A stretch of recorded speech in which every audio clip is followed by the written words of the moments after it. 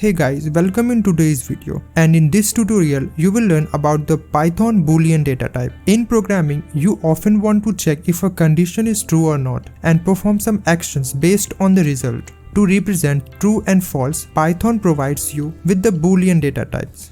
The Boolean value has a technical name as bool. The Boolean data type has two values, true and false. Note that the Boolean values true and false start with the capital letter T and F. The Boolean example defines two following variables. Here is the example. Is active equal to true, is admin equals to 4. When you compare two numbers, Python returns the result as a Boolean value. For example, 20 greater than 10, which is a true condition, thus it returns true. 20 less than 10, which is a false, therefore it returns false.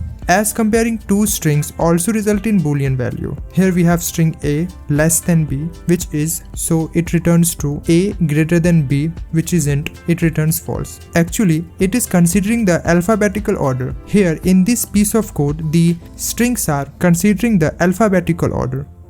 The bool function. To find out if a value is true or false, we use the bool function. For example, as you can see clearly from the outputs, some value evaluate to true and the other values evaluate to false.